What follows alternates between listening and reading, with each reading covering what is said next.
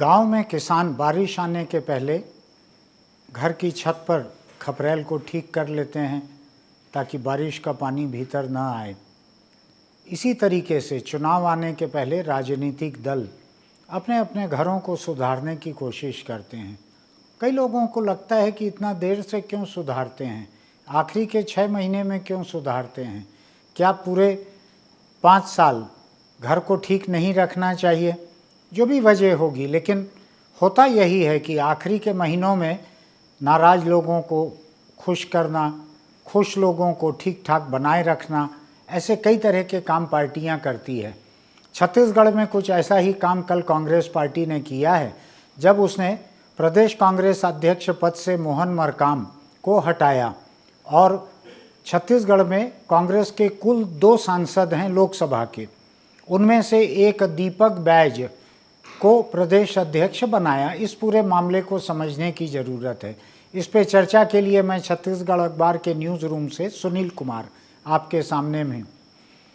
हुआ यह है कि छत्तीसगढ़ में पिछले कुछ वर्षों से कांग्रेस पार्टी के भीतर 2 किस्म के कलह चल रहे थे। पहला कलह चल रहा था 2.5 बरस पूरे होने के बाद में मुख्यमंत्री बनने के लिए टीएस सिंहदेव और मुख्यमंत्री भूपेश बघेल के बीच। ये सबको मालूम है, ऐसी जन चर्चा थी कि दोनों के बीच 2.5 साल का बंटवारा हुआ था। क्यों नहीं करवा पाई कांग्रेस पार्टी, क्या स्थितियां थी, सिंहदेव क्यों कमज़ोर पड़ गए, भूपेश क्यों अधिक ताकतवर थे, कांग्रेस हाईकमान क्यों नहीं कर पाया, ये पुरानी कहानी हो गई। और ये कहानी उस वक्त ख़त्म भी हो गई जब टीएस सिंहदेव ने डिप्टी चीफ मिनिस्टर बनना मंजूर किया। न केवल मंजूर किया बल्कि खुशी मनाई, खुशी जाहिर की, वो संतुष्ट दिखे, उन्होंने पार्टी का एहसान माना, शुक्रगुजार हुए पार्टी के, और गुलदस्ता लेकर भूपेश बघेल से मिलकर उन्होंने डिप्टी सीएम का ऑर्डर भी निकलवाया। तो एक तो वो मोर्चा कांग्रेस पार्टी का खत्म हुआ। दूसरा मोर्चा कांग्रेस के प्रदेश अध्यक्ष मोहन मरकाम, जो कि विधायक भी हैं, उनके और भूपेश बघेल के बीच खासे अरसे से चल रहा था। ये नया नहीं था, ये तनातनी खासे अरसे से चल रही थी। लोगों को बाहर थोड़ी हैरानी हो सकती है कि भूपेश बघेल इतने ताकतवर मुख्यमंत्री हैं कि उनके खिलाफ कोई प्रदेश अध्यक्ष ऐसा कैसे कर सकता है। लेकिन मोहन मरकाम के साथ 2-3 चीज़ें थी जिनकी ताकत हासिल थी। एक तो ये था कि भूपेश बघेल की जो तनातनी यहाँ पर टीएस सिंहदेव से चल रही थी, और शायद विधानसभा अध्यक्ष चरणदास महंत के साथ भी भूपेश बघेल के बहुत मधुर संबंध नहीं थे, तो ऐसा माना जाता है कि इन 2 नेताओं का हाथ भी मरकाम की पीठ पर था। अब राजनीति में बंद कमरे में किसी की पीठ और किसी का हाथ, इसको देखना मुझको नसीब नहीं हुआ, लेकिन मैं जो एक समझ है, जो जन चर्चा है, उसके आधार पे ये बात कह रहा हूँ। तो एक विधायक और प्रदेश कांग्रेस अध्यक्ष रहते हुए मरकाम ने भूपेश बघेल के खिलाफ पार्टी के भीतर दिल्ली में कांग्रेस हाईकमान के सामने एक मोर्चा खोल रखा था। मैं नहीं जानता कि उनकी ताकत कभी भी इतनी थी कि वो भूपेश बघेल को हटाकर खुद एक आदिवासी मुख्यमंत्री बन सकें, ऐसा मुझको नहीं लगता। लेकिन ये ज़रूर था कि वो एक महत्व पाने के लिए, हक पाने के लिए, अपने अधिकार का दावा करने के लिए इस काम में लगे रहते थे। कुछ समय पहले की बात है, जब पीएल पुनिया छत्तीसगढ़ के प्रभारी मंत्री थे, कांग्रेस के प्रभारी सचिव थे, उस वक्त की बात है। उस वक्त मोहन मरकाम दिल्ली जाकर तब के कांग्रेस अध्यक्ष राहुल गांधी से सीधे मिल लिए थे, बिना प्रभारी सचिव के मार्फत गए हुए। कांग्रेस में शायद ऐसा होता नहीं है। और वहाँ जाकर उन्होंने मुख्यमंत्री भूपेश बघेल की पेट भर शिकायतें की थी। उसके बाद पुनिया ने यहाँ रायपुर में बैठकर इन दोनों के विवाद को कम करने की कोशिश की थी। उसके बाद कोई बहुत बड़ा बवाल खड़ा भी नहीं हुआ। लेकिन लोगों को याद होगा, छत्तीसगढ़ कांग्रेस की अगर बात होती है तो, कि मोहन मरकाम के एक करीबी कांग्रेस मुख्यालय के पदाधिकारी छत्तीसगढ़ के, रायपुर के, उन्होंने वहाँ बैठकर भूपेश बघेल के बारे में कोई अनर्गल बातें कही थी, या उनके खिलाफ कोई अभियान छेड़ा था, या कुछ लोगों से गप्पबाजी में कुछ नकारात्मक बातें कही थी सीएम के खिलाफ, और सीएम ने इसकी शिकायत ज़ोर शोर से पार्टी के भीतर की थी। उस पदाधिकारी को हटाना पड़ा था, मोहन मरकाम को, जो शायद उनका बहुत करीबी था। लेकिन नतीजा ये हुआ कि अभी कुछ हफ्ते पहले मोहन मरकाम ने उस पदाधिकारी को फिर से स्थापित कर दिया, प्रतिष्ठा और महत्व की जगह पर फिर स्थापित कर दिया, और भी फेरबदल किए। प्रदेश कांग्रेस संगठन में उन्होंने और भी फेरबदल किए, और ये सब तब हुए जब यहाँ की प्रभारी कुमारी शैलजा, कांग्रेस हाईकमान की तरफ से, पार्टी की तरफ से छत्तीसगढ़ की प्रभारी हैं कुमारी शैलजा, उनसे चर्चा किए बिना, उनकी इजाज़त लिए बिना मोहन मरकाम ने ये सब किया। और जब शैलजा ने नाराज़गी जाहिर की और चिट्ठी जारी की कि ये तमाम जो नियुक्तियां की गई है इसको रद्द किया जाता है, तो मोहन मरकाम ने मीडिया के सामने जवाब दिया कि वो शैलजा की चिट्ठी पर विचार करेंगे, गौर करेंगे। ऐसा माना जाता है कि मोहन मरकाम के हटने की भूमिका उसी दिन तय हो गई थी जिस दिन उन्होंने सार्वजनिक रूप से प्रभारी महासचिव को कम महत्वपूर्ण बताया और कहा कि उनकी चिट्ठी पे वो विचार करेंगे। हालांकि डांट फटकार के बाद उसी दिन शाम तक मरकाम ने अपने बयान को बदल दिया था, लेकिन उनको हटाने की बात जो कुछ ठंडे बस्ते में चल रही थी वो फिर निकल कर सामने आ गई, और कांग्रेस हाईकमान को पहला मौका मिलते ही उन्होंने मरकाम को हटाया। अब देखते हैं आगे क्या होगा। दीपक बैज बस्तर के सांसद हैं। जब 11 सीटें लड़ी गई थी लोकसभा की, उस वक्त छत्तीसगढ़ में कुल दो सीटों पर कांग्रेस जीती थी। एक कोरबा में डॉक्टर ज्योत्सना महंत, ये विधानसभा अध्यक्ष डॉक्टर चरणदास महंत की पत्नी है, अपने खुद के दम पर वो चुनाव वहाँ से जीत कर आई। दूसरा दीपक बैज, ये विधायक 2 बार के रह चुके हैं, बाद में इनको लोकसभा की टिकट दी गई बस्तर से और वो वहाँ से जीत कर आए। तो ऐसे 2 सांसद कांग्रेस को नसीब हुए 11 में से। पार्टी की इज्जत थोड़ी सी रह गई। हालांकि उसके कुछ ही महीने पहले कांग्रेस 90 में से 68 विधायक जीत कर आई थी इसी प्रदेश से, लेकिन मोदी के नाम के आगे फिर कुछ भी नहीं चला। तो ऐसे दीपक बैज को अभी पार्टी का प्रदेश अध्यक्ष बनाया गया है। दीपक बैज के करीबी लोग जो उनके शुभचिंतक हैं, उनसे मैंने बात की तो उनका ये कहना था कि ये नाम ठीक है, ये मुख्यमंत्री के साथ मिलकर चलेंगे, मुख्यमंत्री की खड़ाऊ रखकर ही ये कांग्रेस संगठन को चलाएंगे। तो जो मोहन मरकाम जो एक टकराव लेकर चलते थे मुख्यमंत्री से, वो दौर खत्म हो गया। तो दीपक बैज, जिनका छत्तीसगढ़ देखा हुआ बहुत कम है, जिनके बारे में उनके एक करीबी व्यक्ति ने मुझको ये कहा कि अपने लोकसभा सीट के मुख्यालय जगदलपुर से लेकर राजधानी रायपुर तक, इस बीच में जो जिले पड़ते हैं, इनके अलावा दीपक बैज ने कुछ भी नहीं देखा है छत्तीसगढ़। हो सकता है ये बोलने का एक तरीका हो और ये तथ्यात्मक रूप से इतनी सही न हो जितनी दावे से ये बात बोली गई है, लेकिन कुछ ऐसा ही है। दीपक बैज का कोई आधार नहीं रहा प्रदेश में, कांग्रेस में कोई उनकी बड़ी बुनियाद नहीं रही। तो कुल मिलाकर ऐसा लगता है कि पार्टी ने भूपेश बघेल के कंधों पर एक डिप्टी को तो बिठा दिया टीएस सिंहदेव की शक्ल में, लेकिन उन्होंने भूपेश बघेल को सत्ता और संगठन ये पूरी तरह से उनके हवाले कर दिया और उनको एक भरत दे दिया है जो खड़ाऊ रख कर राज्य चलाएगा चुनाव तक संगठन का, ऐसा लगता है। अब अगर हम देखें कि इसमें टीएस सिंहदेव को कुछ मिल गया, भूपेश बघेल को कुछ मिल गया, दीपक बैज को बहुत कुछ मिल गया, तो मोहन मरकाम को क्या मिला? एक आदिवासी प्रदेश कांग्रेस अध्यक्ष जिसको चुनाव के 6 महीने पहले ठीक उसी अंदाज में हटाया गया है जिस तरह से शायद 2012 में चुनाव के पहले कुछ महीने पहले 12-13 की बात होगी, जिस तरह से चरणदास महंत को हटाया गया था प्रदेश कांग्रेस अध्यक्ष पद से, याद होगा आपको।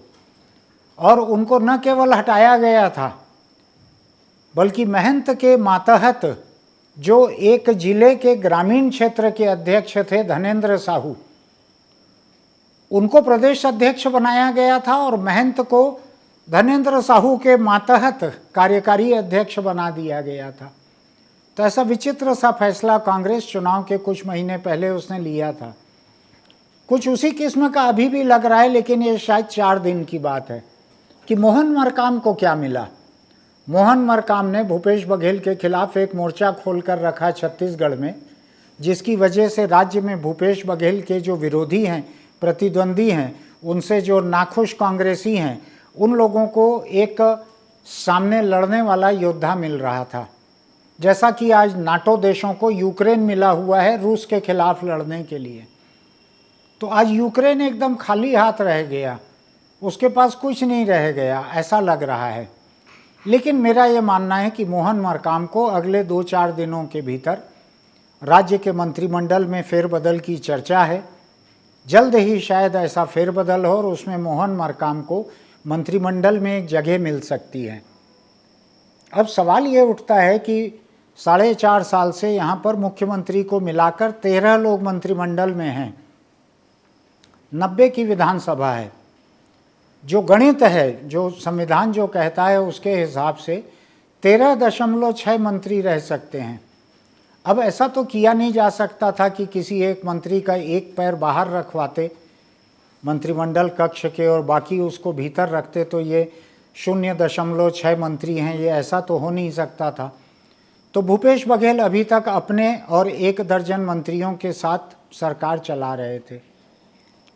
तब मोहन मरकाम को अगर मंत्री बनाना है तो मंत्रिमंडल से किसी एक को हटाना पड़ सकता है। कुछ लोगों का मानना है कि ये आदिवासी हैं मोहन मरकाम, और मंत्रिमंडल में एक आदिवासी मंत्री ऐसे हैं जिनसे भूपेश बघेल बहुत खुश नहीं है, जिनसे पार्टी बहुत खुश नहीं है, जिनसे कोई भी बहुत खुश नहीं है, कोई भी बहुत खुश नहीं है। ऐसे मंत्री प्रेमसाय सिंह स्कूल शिक्षा मंत्री हैं यहाँ के। स्कूलों की हालत बहुत ही खराब बतलाई जा रही है प्रदेश में, उनके साथ कई और अप्रिय चर्चाएं जुड़ी रहती हैं, तो उनको हटाया जा सकता है। तो एक आदिवासी को हटा के मोहन मरकाम को मंत्री बनाना, ये एक संतुलन बनाए रखा जा सकता है, ऐसा कुछ लोगों का कहना है। लेकिन कुछ लोगों का एक दूसरा कहना है, और मैंने उसकी अभी जांच भी की है। किसी ने मुझको ये कहा कि भूपेश बघेल अगर चाहें तो वो 13 से 14 कर सकते हैं मंत्रिमंडल के आकार को। तो मैंने उनसे पूछा कि ये तो 13.6 है, इसमें 14 कैसे हो सकता है। तो उन्होंने बतलाया कि हरियाणा, जहाँ पर कि 90 विधायक हैं छत्तीसगढ़ की तरह ही, वहाँ पर मुख्यमंत्री के अलावा 13 मंत्री चले आ रहे हैं लगातार, कोई आपत्ति नहीं है, कोई कोर्ट कचहरी का फैसला नहीं आया, तो वहाँ पर चले आ रहे हैं। तो भूपेश बघेल अगर चाहें, पार्टी अगर चाहे, तो छत्तीसगढ़ मंत्रिमंडल में एक नाम बढ़ाया जा सकता है बिना किसी को हटाए हुए। ये अलग बात है कि चुनाव को ध्यान में रखते हुए अगर किसी को हटाना बेहतर है तो हटा देना चाहिए। किसी का विभाग का काम बहुत खराब है तो हटा देना चाहिए। किसी के खिलाफ भ्रष्टाचार की बहुत शिकायतें हैं तो भी हटा देना चाहिए। कोई मंत्री अगर ऐसा है जिसके खिलाफ पार्टी के अधिकांश मंत्री और विधायक ये कहते हैं कि उनके बताए हुए कोई काम वहाँ पर नहीं होते हैं, तो भी हटा देना चाहिए। तो एक मंत्रिमंडल का फेरबदल अभी सामने दिख रहा है, जिसमें हो सकता है कि डिप्टी चीफ मिनिस्टर बनाए गए टीएस सिंहदेव को कुछ और वजनदार विभाग देकर उनके महत्व को बढ़ाया जाए मंत्रिमंडल में, विभागों में, ऐसा हो सकता है। हालांकि मंत्रालयों के काम को कुल 100 दिन बाकी हैं, लेकिन ठीक है, प्रतीकात्मक होती है कई चीज़ें।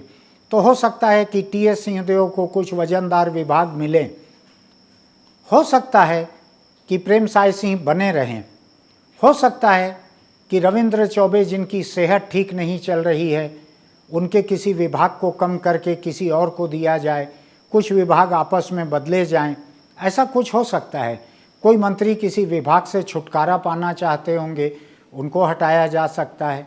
ऐसा माना जाता है कि प्रदेश में जल मिशन के काम में बहुत भारी गड़बड़ियां थी, जिसको मुख्यमंत्री ने वहाँ पे एक अफसर को बैठाकर काबू करने की कोशिश की।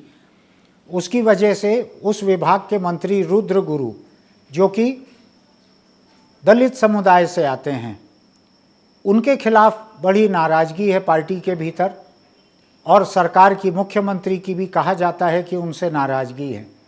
ऐसे किसी व्यक्ति को भी हटाया जा सकता है। तो अभी 2 चीज़ें हो सकती है, बिना किसी को हटाए भी मोहन मरकाम को मंत्री बनाया जा सकता है, और मोहन मरकाम को बनाने के नाम पर भी किसी को हटाया जा सकता है। ये दोनों चीज़ें हो सकती हैं। अब एक चीज़ सोचने की है, बड़ी दिलचस्प बात है, वो उसको सोचिएगा कि अगर 13.6 की जगह 14 मंत्री बनाना, अपने अलावा 13 को बनाना अगर भूपेश बघेल के हाथ में था, तो 4.5 साल में क्यों नहीं हुआ? ये बड़ी सोचने की बात है कि ऐसा क्यों नहीं हुआ। अगर हो सकता था तो उसमें एक किसी व्यक्ति को और मंत्री बनने का मौका मिल सकता था।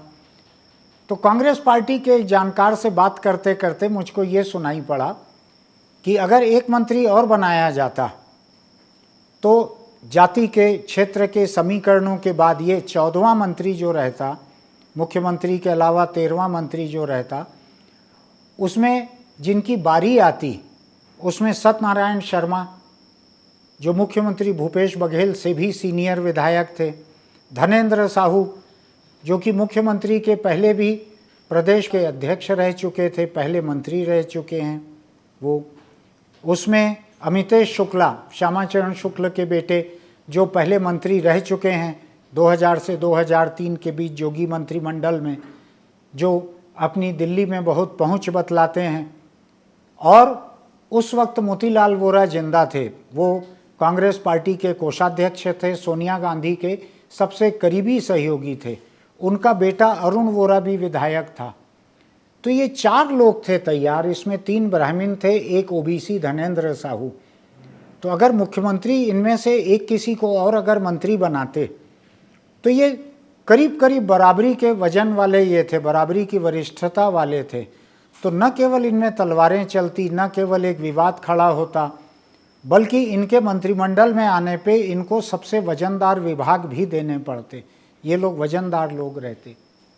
तो शायद मुख्यमंत्री ने उस वक्त ये समझा कि नहीं, 1.6 की बजाय एक मंत्री कम रखना ठीक है, तो उन्होंने नहीं किया। लेकिन आज उनको कोई नहीं रोकता कि 90 के हरियाणा में अगर छत्तीसगढ़ से एक मंत्री ज़्यादा हैं तो वो यहाँ एक मंत्री और बढ़ा लें, तो हो सकता है मोहन मरकाम की बारी बिना किसी को हटाए हुए भी आ जाए।